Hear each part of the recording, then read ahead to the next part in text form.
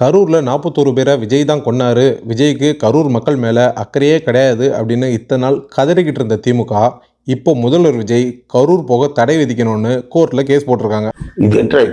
இப்போ விஜய் முதல்வரா இருக்கும்போதே திமுக இந்த அட்டகாசம் பண்றாங்களே, கரூர் சம்பவம் நடந்த அன்னைக்கு பவர்ல இருந்த திமுக என்னென்னலாம் பண்ணிருக்கோம். சம்பவம் நடந்த அன்னைக்கு விஜய் ஏன் உடனே கரூரை விட்டு வெளியேறினாரு, கரூருக்கு விஜயால ஏன் திரும்ப போக முடியலன்னு இப்ப புரியுது. திமுக போட்ட இந்த வழக்கை தள்ளுபடி செஞ்சு அப்படின்னு காரி துப்பி கரும்புள்ளி செம்புள்ளி குத்தி திமுகவை செருப்பால் அடிச்சு துரத்தி விட்டுருக்கு சுப்ரீம் கோர்ட். இப்படி தோத்த அதிர்ச்சியில மண்டை குழம்பி ஹைவேஸ்ல கலண்டு ஓடுற லாரி டயர் மாதிரி தரிகட்டு ஓடிக்கிட்டு இருக்கு திமுக. பல அரசியல் பார்வையாளர்கள், திமுகவோட தொண்டர்கள் பல பேருமே திமுகவோட போக்கு சரியில்லை அப்படின்னு நினைச்சாலும் அதை பத்தியெல்லாம் கவலைப்படாம தலைகீழா தான் சம்மர் அடிப்பான் இந்த கோட்டச்சாமின்னு தொடர்ந்து தற்கொலை அரசியலை கையில் எடுத்துட்டு இருக்கு திமுக. அனிதா ராதாகிருஷ்ணன் முதல்வர் விஜய அவன் இவன் பேசினது, திமுகவோட தாமோ அன்பரசன் முதல்வர் விஜய நாயேன்னு பல இடங்கள்ல குறிப்பிட்டது, ஜென்சி டிஎம்கேங்கிற பேர்ல தாவேகா எம்எல்ஏ பல்லவி அவர்களோட தாய்மையை அசிங்கப்படுத்துறதுன்னு டெய்லி சூரியன் உதிச்ச உடனே சூசைட் அட்டெம்ப்ட ஸ்டார்ட் பண்ணிடுறாங்க திமுக. இவங்க எல்லாம் இப்படியே